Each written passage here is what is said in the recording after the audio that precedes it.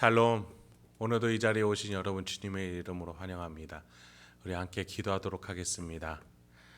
하나님, 오늘도 우리가 하나님 말씀 앞에 나올 수 있게 인도해 주셔서 감사합니다.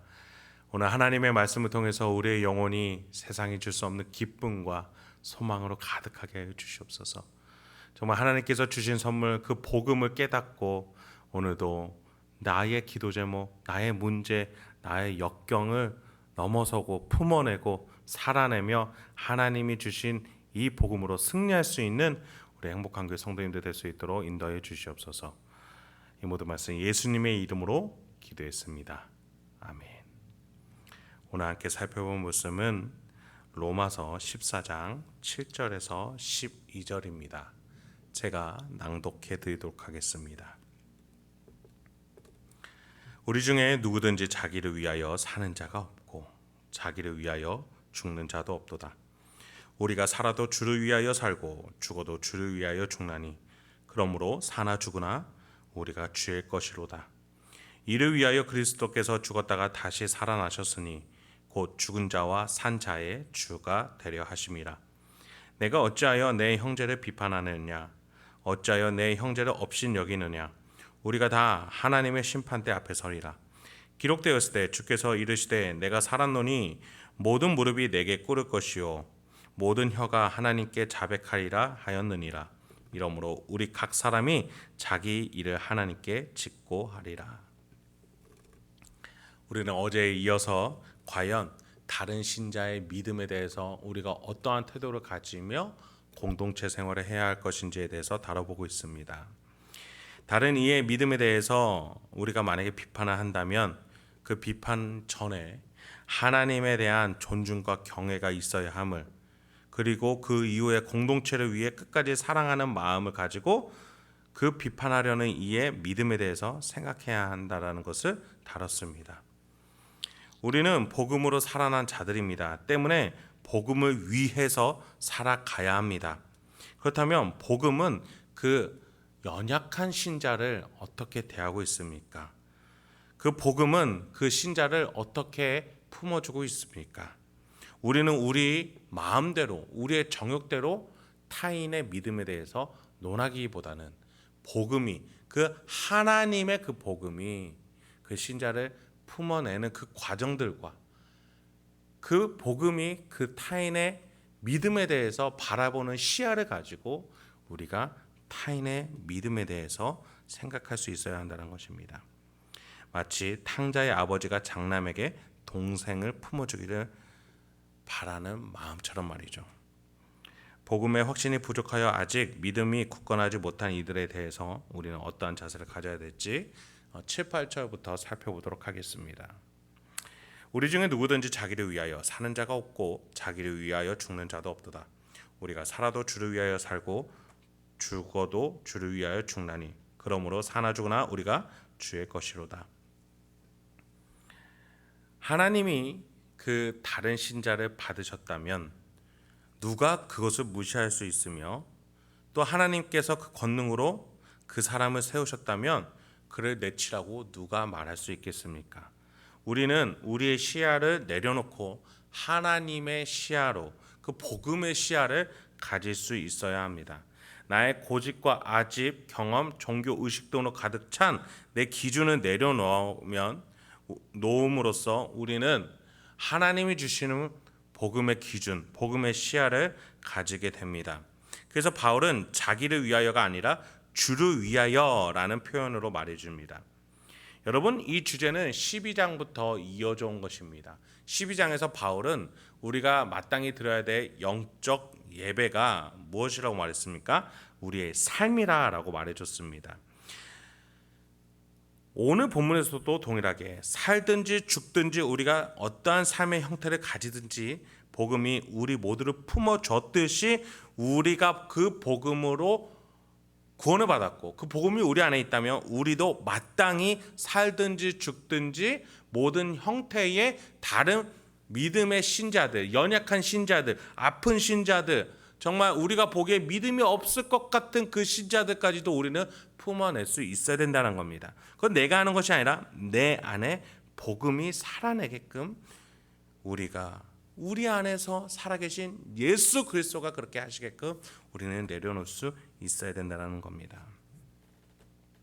9절에 이를 위하여 그리스도께서 죽었다가 다시 살아나셨으니 곧 죽은 자와 산 자의 주가 되려 하심이라 라고 말해줍니다. 다양한 삶의 형태를 넘어서서 삶에서나 그 죽음을 이기신 이 예수 그리스도께서 인간의 삶의 모든 경로와 형태 그것들을 품어주고 계시는 것입니다. 그런 복음이 우리 안에 있기 때문에 우리는 그 확신을 가지고 타인을 사랑할 수 있게 된다는 겁니다. 물론 단번에 그게 되는 것이 아니겠죠. 단번에 봤을 때 그 사람이 내 눈에 차지 않을 수 있고 우리 공동체에 어울리지 않는다고 생각할 수 있고 그 사람의 믿음이 너무나 연약하게 보일 수 있습니다. 그러나 우리는 우리의 시야를 내렸고 복음의 시야를 가지고 그 존재를 바라볼 수 있어야 하겠습니다. 그런데 문제는 이런 삶을 살아내지 않았을 때입니다. 10절입니다. 내가 어찌하여 내 형제를 비판하느냐 어찌하여 내 형제를 업신여기느냐 우리가 다 하나님의 심판대 앞에 서리라. 바울은 여기서 종말의 시간으로 우리를 안내합니다. 내가 형제를 현재 사랑하지 못하고 내 기준으로 비판해줬을 때 우리가 가져야 될 우리의 심성은 우리의 또 신앙은 무엇이냐면 종말 때에라는 미래에 올 심판 때라는 것이죠. 구원의 삶을 살아낼 수 있도록 복음을 주신 하나님입니다. 그 복음은 지금 현재 내가 구원을 이미 받은 것으로 미래에 있을 것을 이미 받은 것으로 여기게끔 살아가게 해줬습니다. 그렇다면 반대로 내가 그 타인을 사랑하지 못했을 때에는 내가 미래에 있을 심판 때를 지금 당하게 지금 나에게 주어질 것이라는 그 확신으로 우리를 질타하게끔 만든다는 것이죠. 그렇습니다. 복음은 미래의 심판 때에서 우리가 구원을 얻게 한다면 우리가 죄를 짓고 또 복음에 합당하지 않게 살아갔을 때는 미래에 있을 심판 때에서 질타받는 것을 지금 당하는다라는 확신을 가지게끔 한다라는 것입니다. 복음이라는 시간은 미래에 있을 시간에 대해서 확신을 얻게 만듭니다. 그것이 우리에게 긍정적일 수도 있고 부정적일 수 있습니다. 문제는 내가 그 복음을 어떻게 살아내느냐에 따라서 달라진다는 것이죠. 그래서 11절에 이렇게 바울은 말해주고 있습니다. 기록되었을 때 주께서 이르시되 내가 살았노니 모든 무릎이 내게 꿇을 것이요 모든 혀가 하나님께 자백하리라 하였느니라. 바울은 계속해서 하나님 중심으로 그러니까 하나님이 생각하시는 시야와 기준을 우리에게 받아들일 것을 계속해서 권면해주고 있습니다. 모든 형태의 인생에 대해서 준비된 하나님의 복음으로 내가 구원을 받았다면 내가 그 복음으로 타인을 다른 형태의 모든 개성이 있을 수도 있고요. 믿음이 연약할 수도 있고요. 너무 생소한 사람일 수도 있죠. 그러나 복음은 그 사람들을 품어냈습니다. 그리고 그 속에는 나도 있었다라는 것이죠. 나도 생소한 사람이었고 나도 보기에 여러분이 여러분 자신을 봐도 내가 어떻게 구원을 받았을까? 이런 죄인이 어떻게 구원을 받았을까 하는 사람인데도 복음은 그런 우리를 품어줬습니다. 그렇다면 우리는 다른 지체에게 어떻게 해야 된다는 것은 답이 나온다는 것이죠.